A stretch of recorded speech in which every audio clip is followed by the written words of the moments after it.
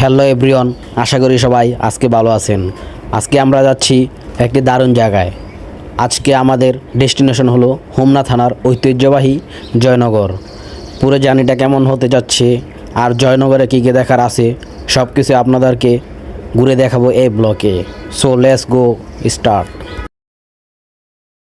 যাবার পথেই আমাদের সামনে পড়ে হোমনা বাস স্ট্যান্ড। তো আমরা যখন যাচ্ছিলাম তখন বাস স্ট্যান্ড থেকে ঢাকার উদ্দেশ্যে এই বাসটি রওনা দিচ্ছিল। তখন আমরা একটু দাঁড়িয়ে থেকে সেই দৃশ্যটা এবং মনোরম দৃশ্যটা দেখার চেষ্টা করি এবং আশেপাশে বাইকাররা অটো ড্রাইভাররা কত সুন্দরভাবে গাড়ি চালিয়ে যাচ্ছে।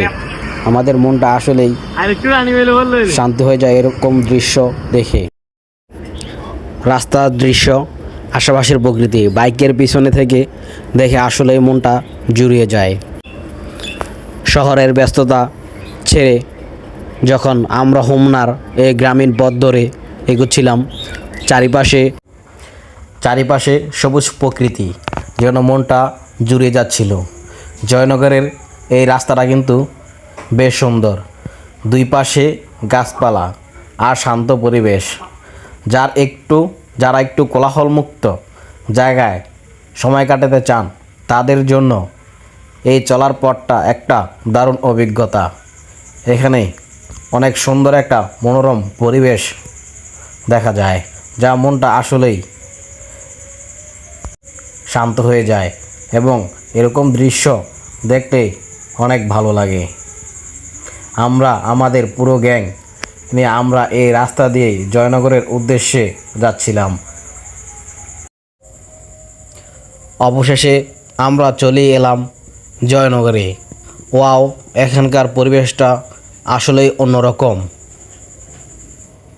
আপনারা দেখতে পাচ্ছেন চারদিকের এই শান্ত ও মনোরম পরিবেশ। এখানে আসলে এক নিমিষেই সব ক্লান্তি দূর হয়ে যায়। তো চলুন এখানকার আরও কিছু সুন্দর জায়গা আপনাদেরকে ঘুরে দেখাই। বন্ধুরা, আমরা এখন চলে এসেছি জয়নগরের অন্যতম প্রধান আকর্ষণ এবং চমৎকার স্পট। আপনারা ঠিক পিছনে দেখতে পাচ্ছেন লাল রঙের কি সুন্দর একটা গোলঘর বা ওয়াচ টাওয়ারের মতো তৈরি করা হয়েছে। আজকে এখানে মানুষের কিন্তু বেশ ভালোই ভিড়। সবাই ফ্যামিলি আর বন্ধুদের নিয়ে দারুণ সময় কাটাচ্ছে ঈদ পরবর্তী সময়ে। আর ওই যে দেখুন, বাচ্চাদের আনন্দ দিতে একটা কিউট হলুদ টেডি ঘুরে বেড়াচ্ছে। লেকের ওপর এই লাল সাদা রুলিং ঘেরা জায়গায় দাঁড়িয়ে বিকেলের হালকা হাওয়া গায়ে মাখার অনুভূতিটা সত্যিই দারুণ। আপনারা যখনই এখানে আসবেন এই জায়গাটাতে এসে ছবি তুলতে কিন্তু ভুলবেন না এবং বন্ধুদের সাথে এই জায়গাটিতে আসলে অনেক ভালো লাগে।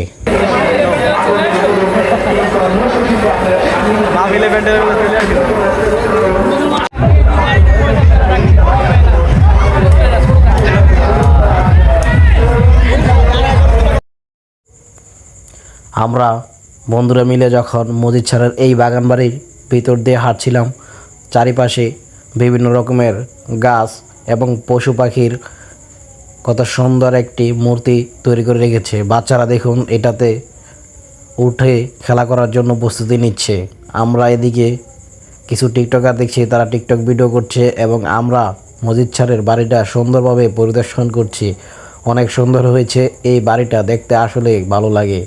তারপর আবার আমরা বন্ধুরা কিছু ফটোশ্যুট করি। এর মাঝে বাড়িটাতে আসলেই প্রকৃতির অনেক সুন্দর নিদর্শন তৈরি করেছেন আব্দুল মজিদ প্রফেসর স্যার। আসলেই দেখলে এই জায়গাটা অনেক ভালো লাগে।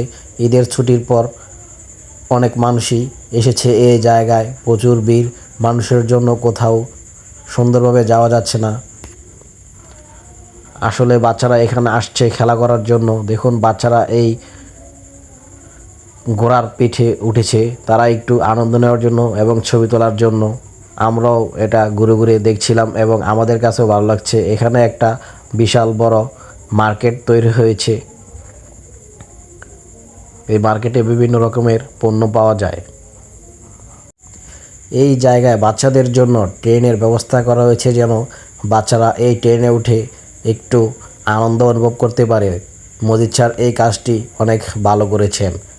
আসলে এই সুন্দর দৃশ্য দেখার মতো একটা দৃশ্য, যা বাচ্চাদের অনেক আনন্দ দিবে। এদিকে বাচ্চাদের জন্য উপরে কফি খাওয়ার ব্যবস্থা রাখা হয়েছিল। আমি কবি নই, তাই কাব্যের ভাষায় বলতে চাই, আমি এখনও তোমাকে ভালোবাসি আগের মতো। দেখুন, এখানে বাচ্চারা আনন্দের সহিত স্প্রিংয়ের মধ্যে লাফালাফি করছে। আসলে এরকম দৃশ্য সচরাচর দেখা যায় না। এদিকে চরকির ব্যবস্থা আছে, কিন্তু চরকিটা আপাতত বন্ধ আছে।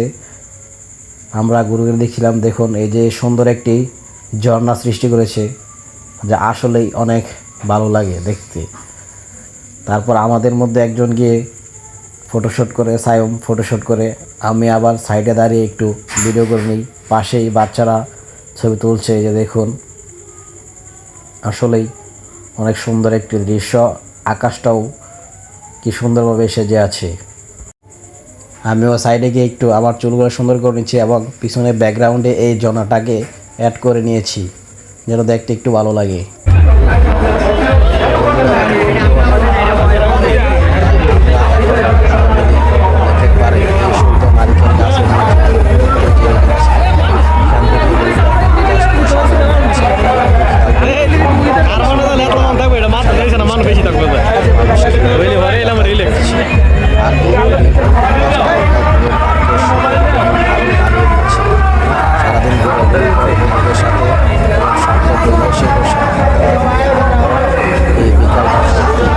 অনেক মনে থাকবে।